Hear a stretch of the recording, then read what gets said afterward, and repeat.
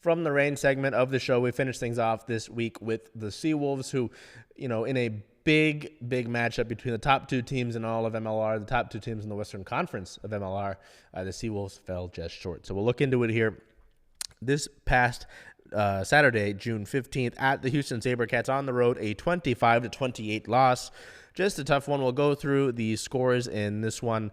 The Houston won a line-out to gain their first try of the match for a 5-0 scoreline. Then they would get a penalty kick shortly after to increase that score to 8-0.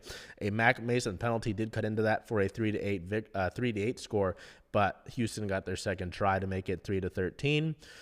So early on, you could really see that Houston throwing those heavy punches early on and really, holding Seattle without much. But Sam Matenga did cross the line for a try, and Mac Mason's kick was successful to send us into the halftime mark, only trailing by 3 for a score of 13-10, for the Seawolves.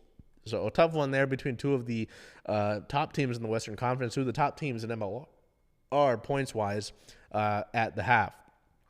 Houston scored shortly after the half, and Seattle did respond with a try from Tony Pulu to make things 15-20. Houston got another penalty kick to make it 15-23. Mac Mason converted another penalty kick to make it 18-23. But a Houston try made it 18-28, really essentially helping Houston pull away. Jade Stigling did get a try late, and Mac Mason converted to make it 25-28, but by then it was too late, and the Seawolves had dropped that one. That last try made it Jade Stigling's 10th try of the season. We look at some of the notable statistics here for the Seawolves as they dropped this close one on the road against Houston. Not something that, they should really be super upset with, but obviously I think the top seed in the MLR is out of the question now. They do have the playoffs secured already, so that's not out like the most frustrating thing in the world. But, it was on the table, but did not happen. It was funny. Former Seawolf AJ Alatimu actually led Houston in points scored with 8. Mac Mason led Seattle with 10. And then 3 players tied for with 5 points: Jade Stigling, Sam Matenga, and Tony Pulu, who all had tries for Seattle. Mac Mason had 2 goal kicks in this one. He led the team in kicking meters with 354. Devon Rousseau, 135, second on the team. Hugh Taylor led the team with 18 tackles made.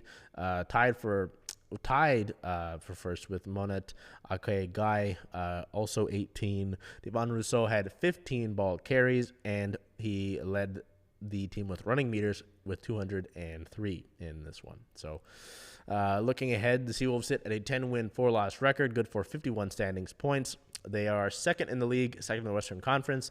Their second to last match of the season, this one's going to be in Seattle at Starfire, June 22nd at RFC Los Angeles, which is a 7 p.m. Pacific time start. Fox 13 Plus, Bally SoCal, and the Rugby Network is where you can find this one being broadcast.